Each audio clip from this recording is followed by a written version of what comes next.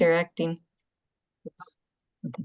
Sorry, and redirecting of public funds towards people's needs, development, and infrastructure. Thank you so much. I hope Yeah. it's okay for you all if we record. I had forgotten to ask at the beginning. Is that okay?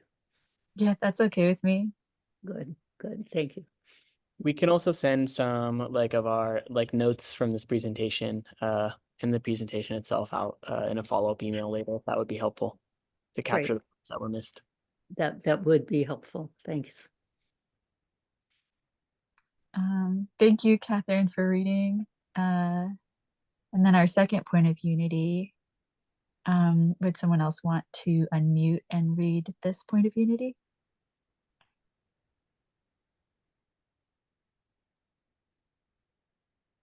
I will.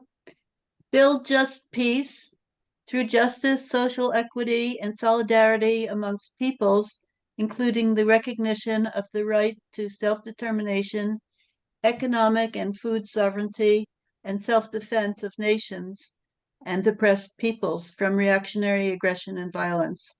Build peace through genuine, sustainable development, job creation, and the health and well-being of our communities.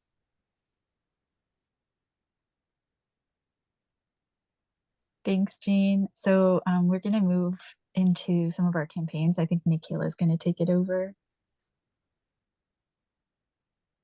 Yeah, I can take over. On to the next slide. I wanted to do this sort of abridged because I wanted to also make space for folks to talk and discuss and share what you all are seeing, so we can really have that time to connect. But wanting to highlight some of the campaigns.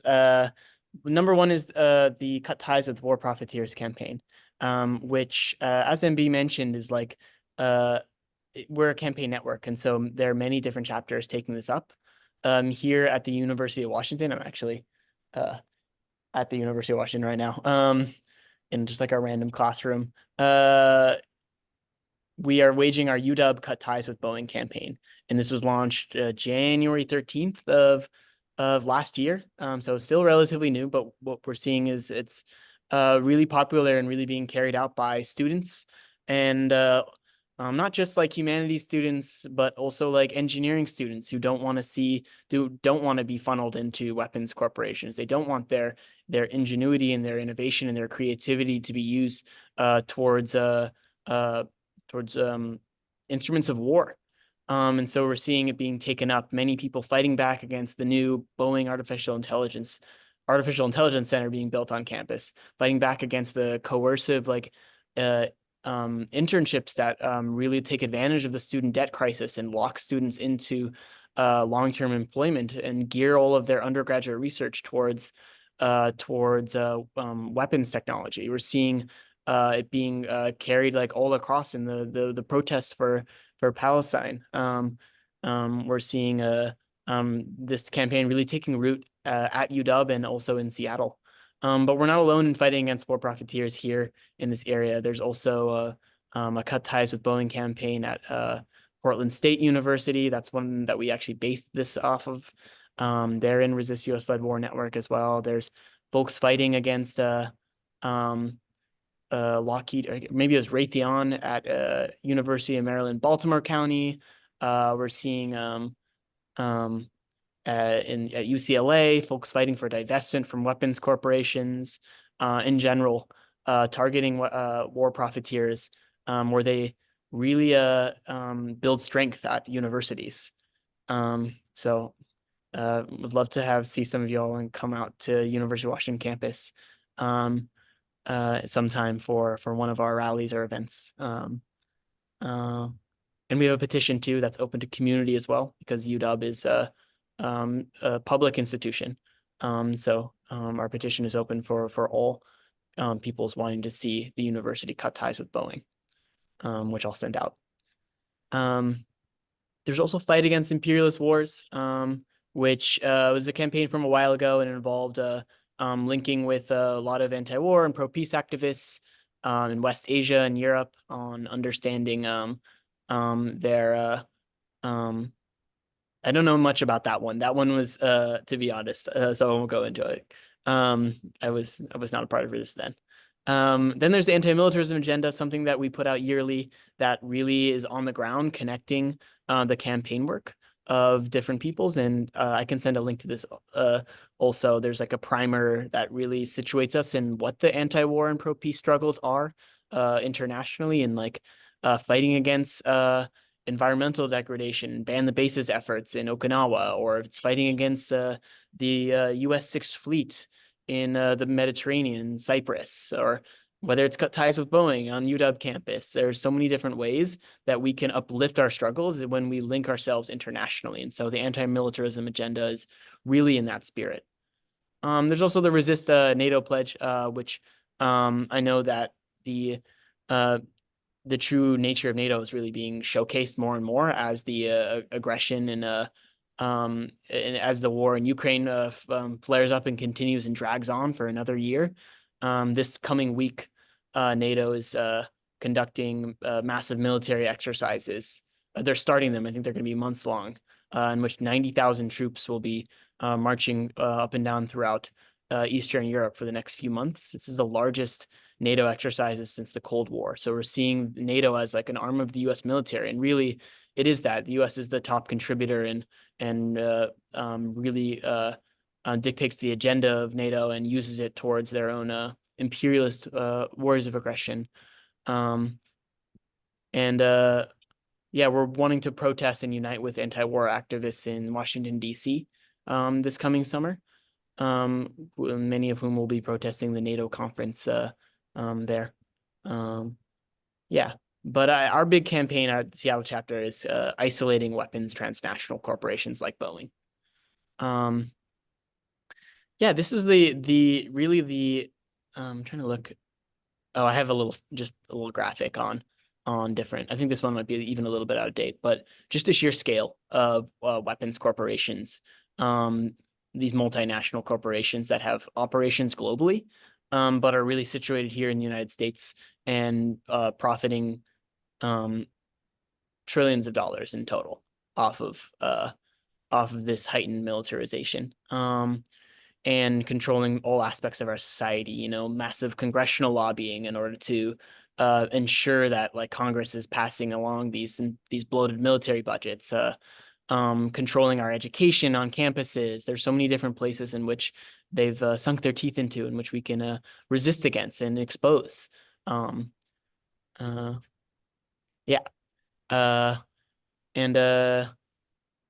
Yeah, I don't think.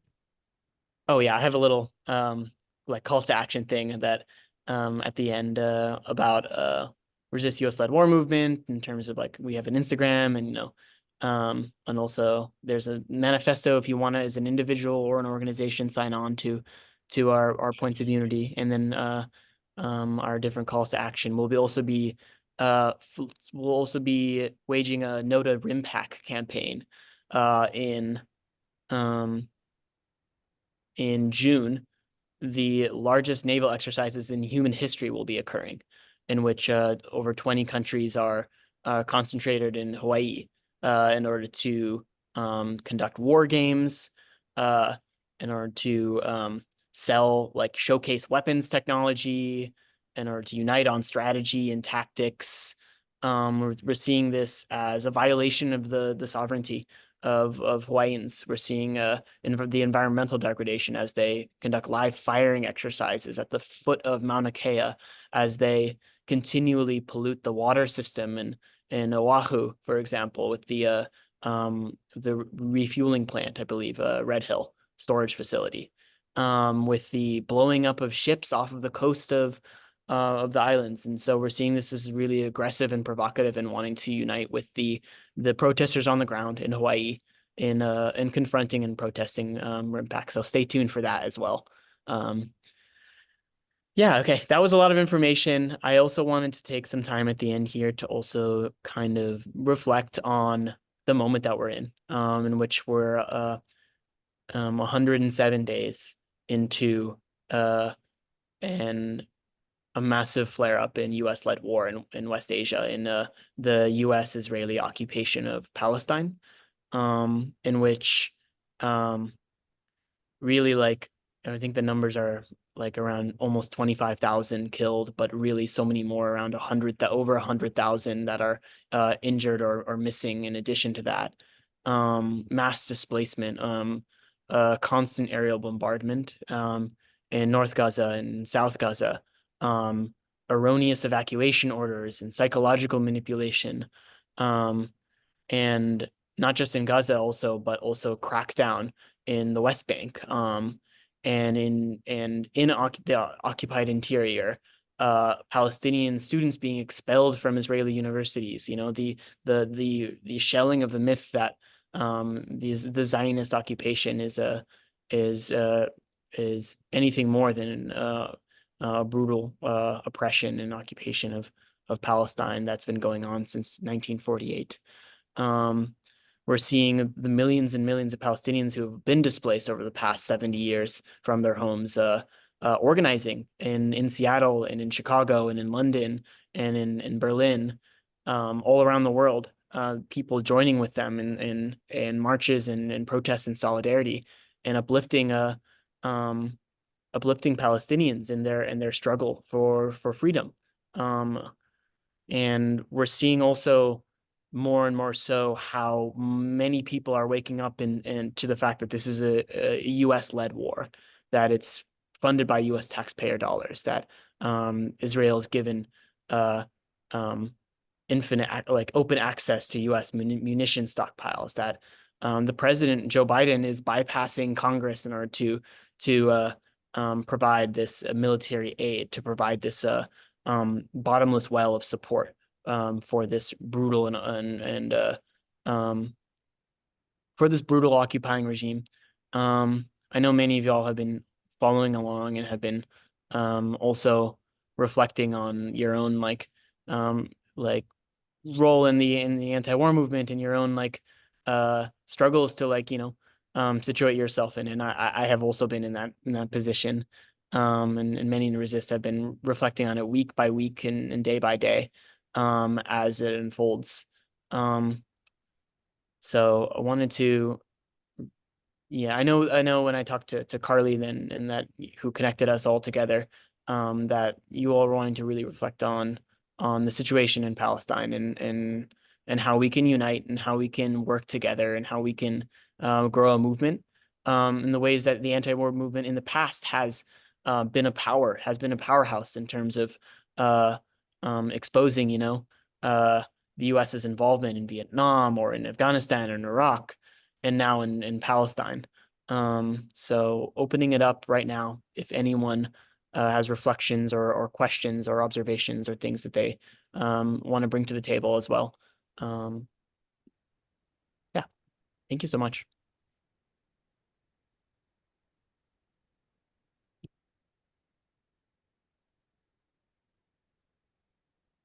Yeah, I want to say, this is John Rep. I was involved in the anti-Vietnam War actions, and it was the students kind of started it, but what really made it effective was the GIs joined. And what's comparable in this war in Gaza?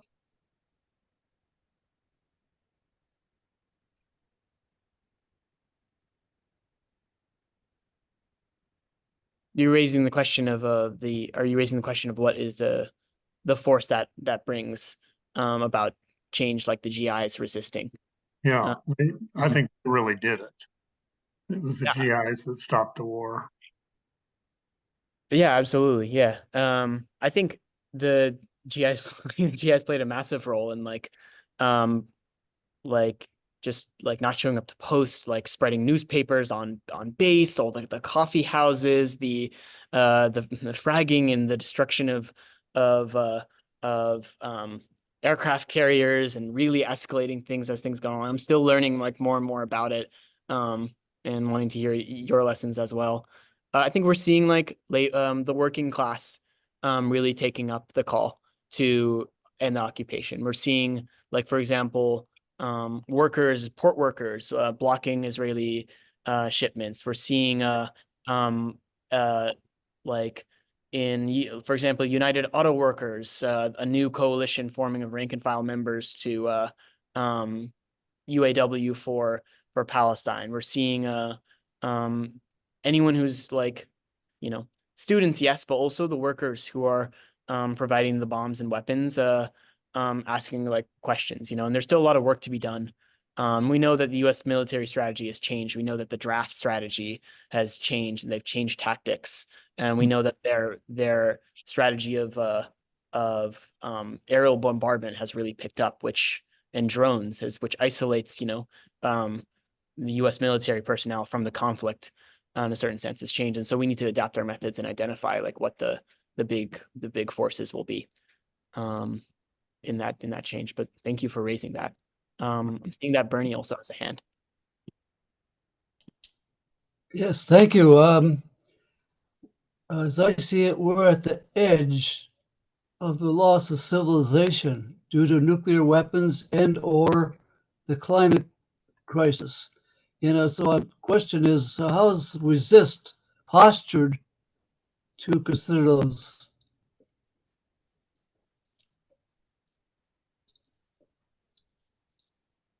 On nuclear weapons and the climate crisis. Yes. Yeah. We're seeing the climate movement and the anti-nuclear movement as a massive part of the anti-war movement. Many of the organizers in Resist come from a lot of different organizing backgrounds. We have lots of folks who are students on campus in institutional climate action, like waging their divest from fossil fuels campaign as well. We work with we want to continue working with Ground Zero. Shout out to the folks who are also in Ground Zero on the call. And with the Washington Against Nuclear Weapons Coalition. I know that I think it's tomorrow. Is it the anniversary of the TPNW? Yes. Yeah. So realizing the ways in which we've been thoroughly let down by the US's implementation of nuclear disarmament, and wanting to unite with the many people who've been struggling in that movement for a long time. So many lessons to share, so that we can, raise the question of an environment, raise the question of nuclear weapons, raise the question of labor, of an exploitation. And MB, I know, do you want to jump in? I know that you've done like migrants work too, and many people come into the anti-war movement having done different struggles. Yeah. So Resist is a national or international organization? Is it national or international? International alliance of grassroots organizations and individuals. Thank you. Yeah, I kind of came into organizing through, I'm actually up in Bellingham, not in Seattle, but there's a migrant farm worker justice group called Community to Community up in Bellingham. And we'll actually be down in Olympia on Tuesday, taking part in a farm worker tribunal where farm workers are going to be giving testimony to lawmakers just about working conditions. We're working right now to prevent Washington from overturning overtime bill. So if anybody is going to be in the area, it'd be great to see you. There's information up on that. If you Google Community to Community, it's info is available in their events. But yeah, I don't know. Something that came to mind actually, just in terms of like something that seems really prevalent right now with the genocide that's happening in Palestine, is I guess for me, like the public awareness that I think is coming through social media from so many people suddenly for the first time seeing like on the ground footage of what's happening. I think that I mean, in my life so far, that hasn't been something that I've been exposed to until recently. And I think that it's really pulling the wool off of a lot of people's eyes around just how much the narrative is controlled by mainstream media. I think a lot of people that, combined with the labor movement right now, a lot of people seem to be just waking up to the realities of U.S. imperialism and how much the U.S. is involved in conflict around the world, and just the seemingly never-ending drive to extract resources and extract labor, and all for just the profit of a very, very small number of people. Yeah, I'm curious to hear other people's thoughts too. There's so many people that haven't spoken yet. I'll jump in again, even though I've spoken a little bit before. I wanted to let you know, MB, that our latest email blast that we sent to our membership of more than 1,000 does have the Farm Worker Tribunal that's coming up in Olympia. So we are with you. And I want to say everything I've heard, I totally agree with your analysis, and the whole weapons manufacturers that's driving U.S. policy. What I didn't hear anything or see on the website is a commitment to nonviolence in this group's actions, and I'm wondering if there's a policy about U.S. Resist U.S.-led war events, whether there's a commitment to nonviolent methods. Yeah, I can tackle that, and then we can go to Luis. Yeah, so as you saw in our points of unity, we uplift the right to self-determination, which includes the justness of struggle against occupation and imperialism. And so we uplift national liberation struggles. We uplift the right to resist and the right to the Palestinians to resist their conditions, their occupations. For those in the Philippines, resisting against the fascist government. And so we unite with all pro-peace organizations, all of those doing their part to expose U.S. militarism, whether it's through like flyering newspapers and commitments to nonviolence. We honor a diversity of tactics.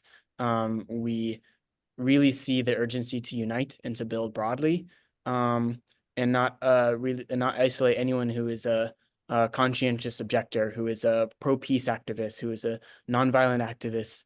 The many different faiths and disciplines and styles of work that come into this movement will give us the strength to win. And yeah, so you don't see the commitment to nonviolence because of that on there. But our methods at UW is definitely like in building broadly and building with students and workers to isolate weapons corporations. That's our main area of work. Yeah, hopefully that answers the question. So in the actions that you lead, do you use nonviolent tactics primarily, or do you? Yes. Yeah, we use nonviolent tactics because we are also wanting to be real and be genuine about like our strength and our capacity, and we want to not isolate people and not alienate people, and we want to build bring about just peace, yeah. Yep, thanks. I know Louise has her hand up too. Yes, I was wondering, in your work to deal with Boeing, have you found any particular strategies that are working to bring that about? Oh yeah.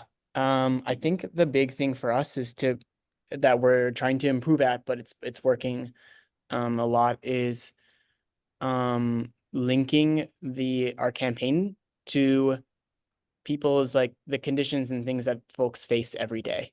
So like making sure to like, oh, why doesn't our education serve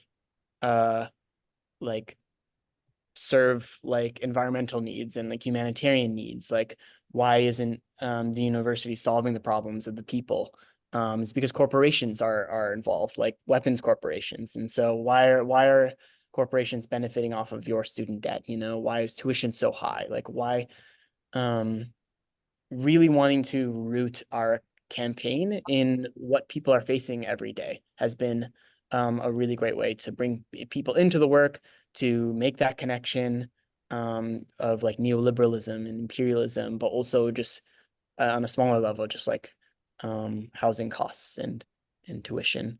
And also just, I think a big thing that has helped has been a willingness to just get out there, you know, like we table on campus a lot.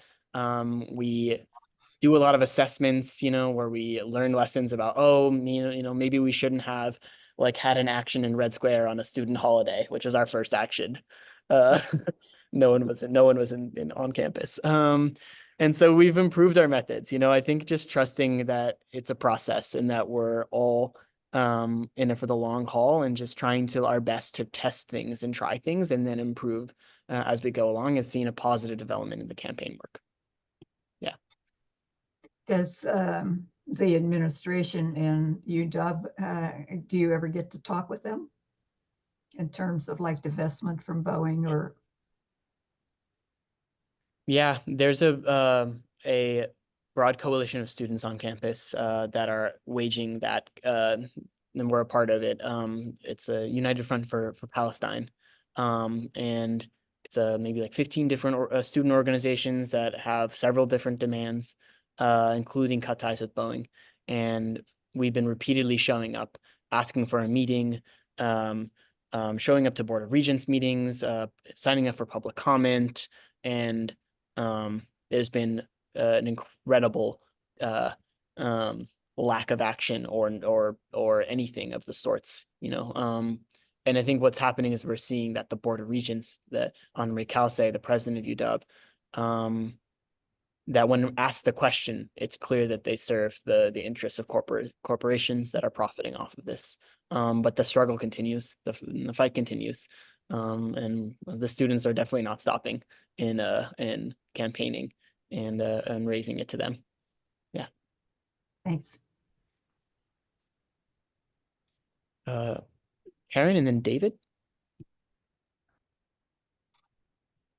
Hi, I put a long message in the chat because there was a political campaign issue that had addressed, you know, the corporate welfare that's occurring regarding the war in Ukraine.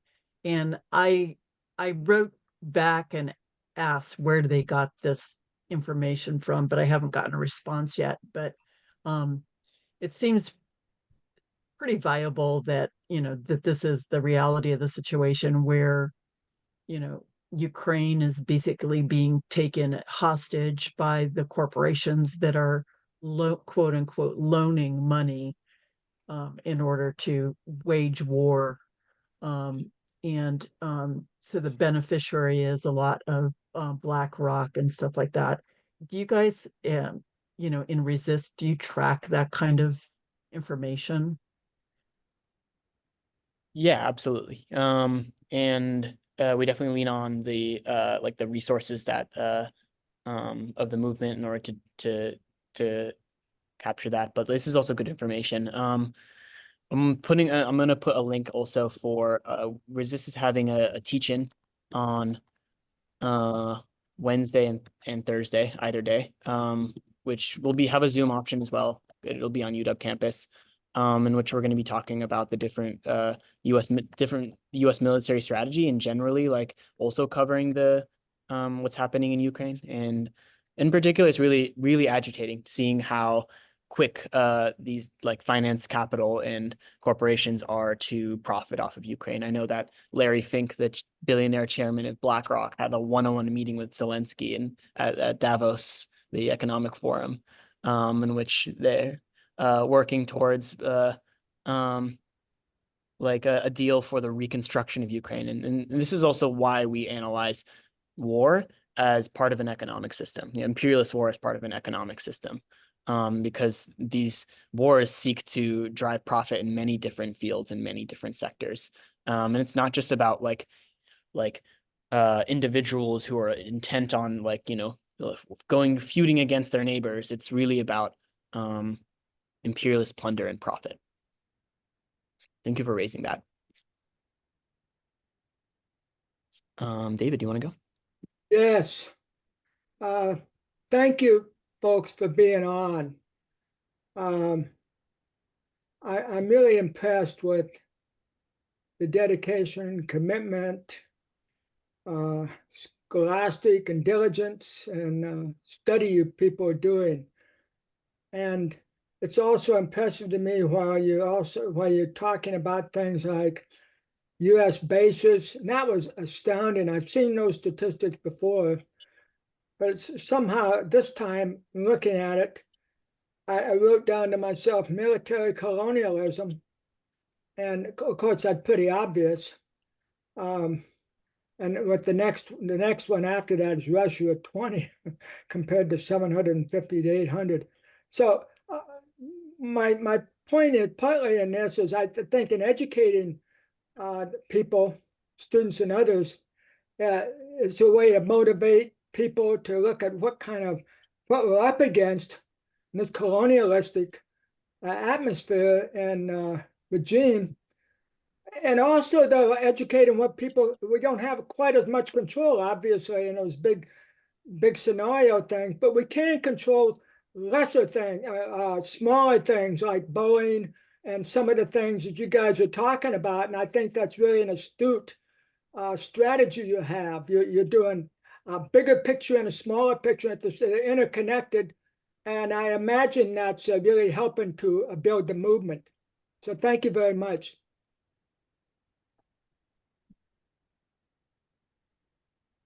Thank you so much, David. Sure. Mary? Thank you very much. You all do remind me of how it was when I was in college back in the late 60s. And I especially appreciate how much you're trying to educate your fellow students. So I think that when they're there, that may be the only time that they're going to be exposed to a different point of view. The way that people are funneled into the mass sort of sensibility can be broken up, I think, if you contact people at your age, around your age, then they can set their course in life. They can change their course in life, I think, more easily than if they have to go into a corporation and become disillusioned after they've gotten all this education and after they've gotten their mortgage and all the rest of it and bought in so deep that it's much harder to get out. So thanks for working with the younger folks, as I think that you're at a critical point in people's lives. I just wanted to urge everybody here to keep contacting about Palestine, to keep contacting our senators. And some of us are more restricted as far as how much we can be out on the streets. But either way, whether you can or can't be, I just want to thank Jean Buskin for our calendar, because if you check out the Fellowship of Reconciliation emails that you don't get that often, maybe twice a month, 3 times a month, you choose the things that you want to do. But at least we know what our options are, and we can know what various groups are doing to try to get a ceasefire, to try to end the producing and delivering weapons to Israel to do this carnage, and to get a ceasefire in Ukraine as well.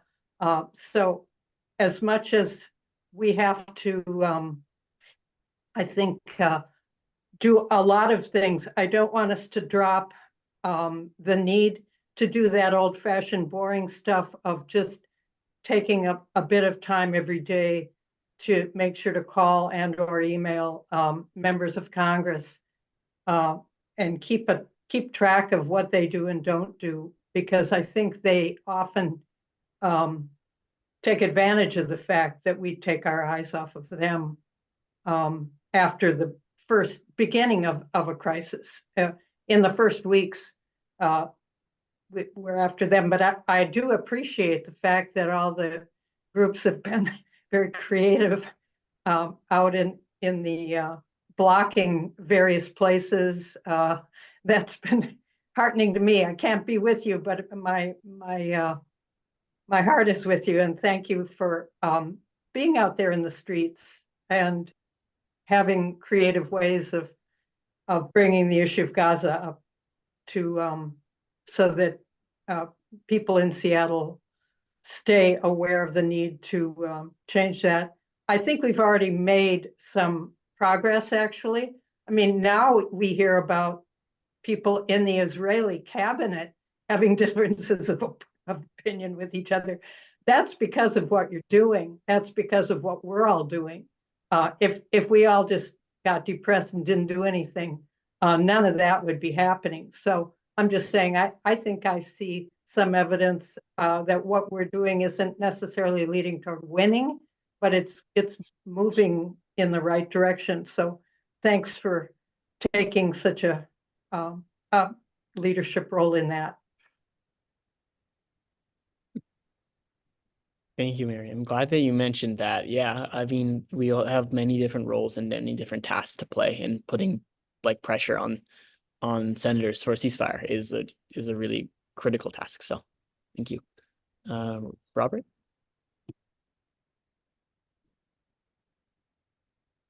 Hi, folks. Yeah, I'm out here in Spokane. I thought I'd drop in. I've always heard good things about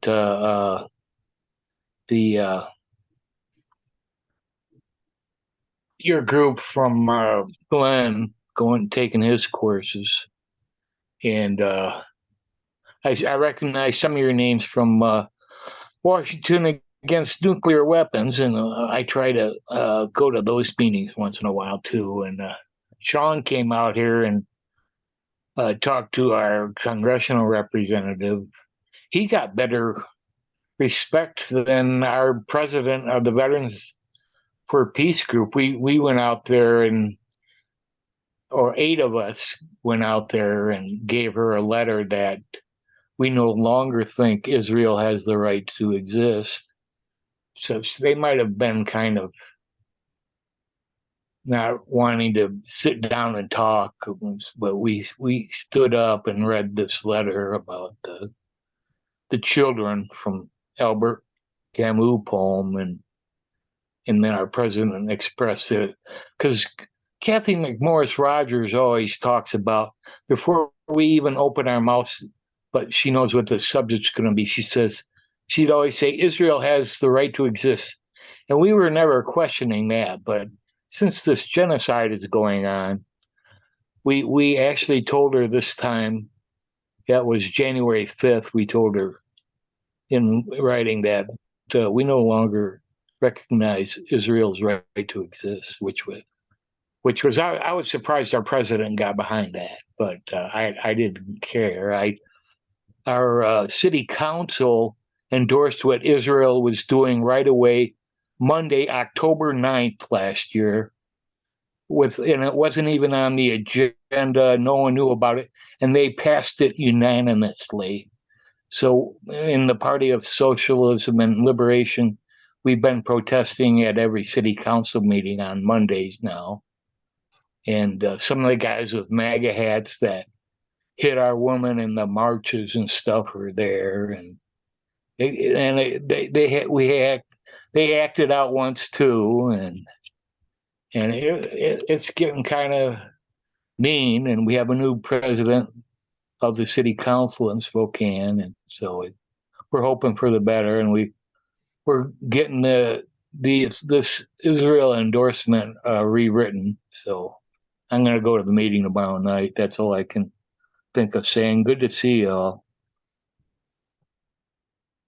Thanks for sharing, Robert. I'm wanting to learn the lessons of all the folks organizing in Spokane, in particular on the anti-nuclear ordinance that was passed there. I know that we're just in Seattle starting to piece together that strategy of putting pressure on the city council. And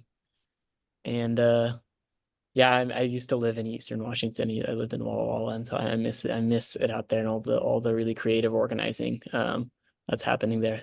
Yeah. Yeah, I was in the West Sound. Yeah, this is different out here. So, Nihkil, what is Resist's position on Israel's right to exist? Would it be that every state has a right to exist, or what would you say about that? You're asking a big question. It's a good question, right? So we definitely uplift the calls of the Palestinians who are struggling against a 70-year occupation.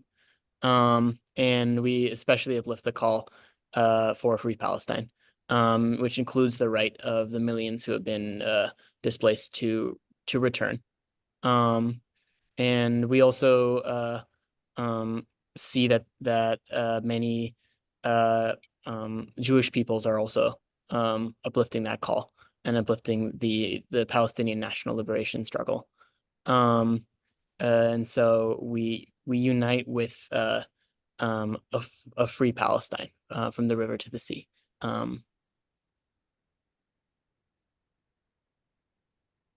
And I know that I know that has been a heavily politicized thing, and there's like, the call of like the raised thing of anti-Semitism and like and whatnot, but there's we're also seeing that like that anti-Zionism is not anti-Semitism, and that this has not been the case, and that many Jewish peoples, and especially Jewish youth who are fighting really, really hard every day for a free Palestine are united in an anti-war movement that uplifts that. And I understand that there may be disunity on that, and that there are ways in which we can get bogged down into the history of the Nakba and the right of Palestinians to return and all of the different political terms about statehood and whatnot. And I definitely want to like still build with anyone who is seeing U.S. militarism manifest in the Middle East and seeing U.S. funded colonial projects in the Middle East and like knowing that that's wrong, but not necessarily like agreeing on all the different historical terms and frameworks and like the right to exist and whatnot, because we have a shared enemy and we have a shared goals, and that's for justice and peace, and for us to end militarism. So I thank you for asking the question. It's a good question, and it can be a hard question. And the urgency to unite is much greater than where the particulars of our disunities might fall. But I also want to open it up for anyone to respond, contribute. That's a good answer. I appreciate that. It looks like we might have a call in, somebody who's calling in who has their hand raised.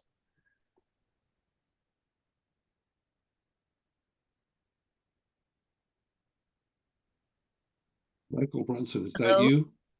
Michael, is that you? Can you unmute yourself?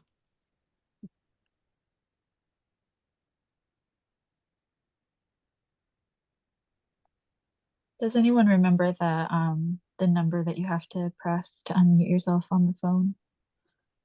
I think it's *6, either *6 or *9. He did it. I am unmuted, the robot tells me. Yes.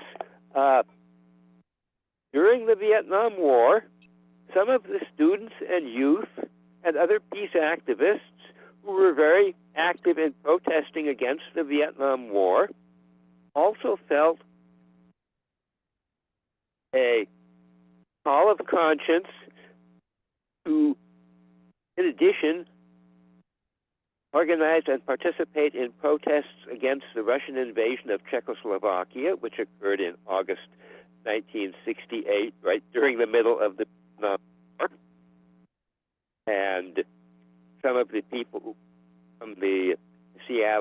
Fellowship of Reconciliation and from the American Friends Service Committee and the Quaker meeting in Seattle were participants in those protests. And likewise, a little bit later, or about a dozen years later, when we were gearing up to had become in protest against U.S. intervention in Central America, where the U.S., especially the Reagan administration, was supporting the death squad dictatorships in El Salvador and Guatemala, and was supporting the Contra terrorists who were trying to overthrow the Sandinista government in Nicaragua. At that time, some of us who were active in the peace movement also felt a need to protest against the 1979 Russian invasion of Afghanistan, where the Soviet Union was using napalm and cluster bombs and helicopter gunships, some of the same methods that the West had used in Vietnam.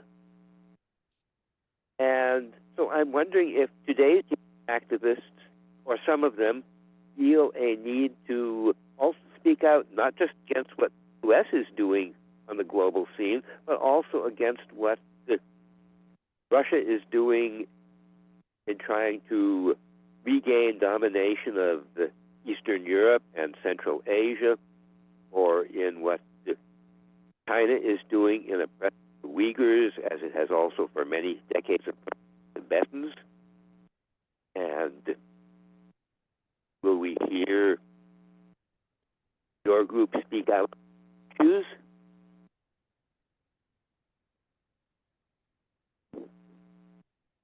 Yeah, that's a great question. And a really sharp one, like also citing the different, the historical role of activists condemning inter-imperialist wars, condemning all reactionary regimes who are oppressing people. And I think what we're wanting to specifically do in our work is to highlight the role of US-led war as the #1 superpower in the world, and as the most dominant military force, but not to get lost in understanding for a second that China is an imperialist and that Russia is an imperialist, and that, the point, however, is to unite with people on what they are experiencing on the ground, and that is that U.S. militarism is the most dominant presence in the world by a huge margin. I think also wanting to not let the United States use our organizing energy as counterprop to prop up their escalations and their aggression. And it's a delicate line, right? And there's many peoples of the world who are experiencing militarism and exploitation from these other big powers that we also want to build with and grow with, and identify that this economic system, the thing that's driving war, imperialism between great powers, is our enemy, while avoiding being used by the United States or others as fodder for their bloated budgets and whatnot. That's why the emphasis on the economic system is so important, and that's why the analysis that the US is the #1 power is so important in our work. Great question, though.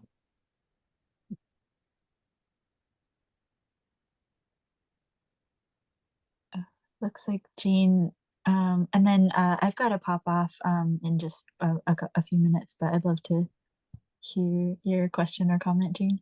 Yes, my question is about professors and staff at the University of Washington.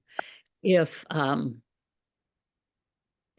they are in a position to be able to work with you, or if they have to not do so because of the fear of being in trouble with the administration.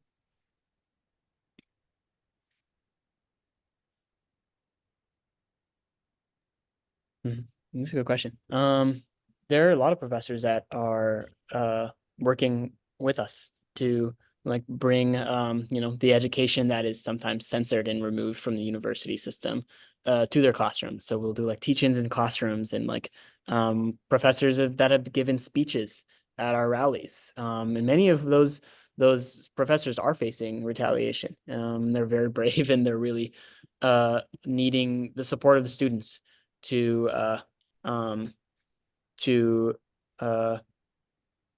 stand with them. And so the students and professors and faculty, administration, workers at the university all have a part to play, and are all a part of our strategy towards you know, exposing militarism, to exposing weapons corporations. We learned a lot of lessons from the struggle against the Vietnam War on campuses, in which professors did play that big role, and which professors were among the leaders and among students in speaking out. And we also know that the professors are like creative in like accessing university resources and sharing their own analysis and whatnot. And so we definitely have some folks that we've been working with closely, and definitely also wanting to let some of the professors know who are a little bit on the fence, you know, afraid of university retaliation, rightly, that the students will stand with them. Yeah, good. I'm glad to hear that. And then what about Boeing employees? You know, a lot of people, I don't know very many people who don't have a friend or relative who works or has worked at Boeing. And Boeing employees are not the position of their employer, and some of them don't have the option to leave Boeing because of its militarism. Do you do anything to support the employees, or are there any organizations that can do that? It's an area of growth for us, because we know that who we oppose is the executives, those who are making the billions of dollars, not the workers who are manufacturing things and have been like many of the students that we're working with, just have a dream to work on in aerospace and want to like produce like for spacecraft, and have want healthcare and want stability, and want like their kids to go to college and whatnot. And so we want to unite with a lot of these workers. Also, it's a particularly interesting moment for Boeing, especially because of all the news of Boeing manufacturing in crisis, and the 737 MAX crisis and whatnot. And we're seeing that really the root of that is the exploitation of Boeing workers, and the cutting costs at every corner. And this fragmented supply chain, which is like, cutting Boeing union jobs, being the cause of this instability in production, and the cause of these errors, the removing of Washington jobs towards South Carolina, which is a right to work state, the loss of all that institutional knowledge. I think tens of thousands of jobs being cut from Washington. So we're seeing that really, like, again, to bring it back, it's the economic system that unites in opposition to imperialism, to exploitation, that unites all of us against a very, very select few narrow group of people, regardless of whether you're an aerospace manufacturer or you're a student. We all have something to gain in joining in circle. So if you know any Boeing workers who are, feeling this way, or also like agitated about things, and who are interested in connecting with anti-war groups, or want someone to talk to or hold space with, let me know. I would love to talk to them. It's an area of growth for us, Great. Yeah, good for you. We're coming to the end of our time, and MB, you said you needed to leave soon. Do you have something you want to say before you go, or? Oh, I would just love to thank everybody for having us here. It's been an honor to get to hear people's perspectives and stories. And yeah, I hope this isn't the last time that we'll get to organize together. Any other questions for anybody or? Yeah, I've got one. Have you tried to connect with the Boeing unions at all? Because I know Boeing, I have family members at Boeing, and I know Boeing's pulling a lot of stuff on people. Have you tried to connect with the unions at all? Yeah, in the past, there's been efforts to do that. I wasn't around so much for that, so wanting to work on that strategy, but I think there's been struggles with some of the union leadership and wanting to build more closely with the workers themselves as a strategy. But I think it's a good thing to raise, right? To just make the ask, to make the connection, to test the willingness and to understand what their asks are and what their needs are. Thank you for the suggestion. It's been a while. I'm gonna hop off, but thanks everybody. Have a good night. Thank you very much. Yeah. Any other questions? Or I thought it would be good to hear from people in Tacoma what your plan is for next month's meeting, if you know.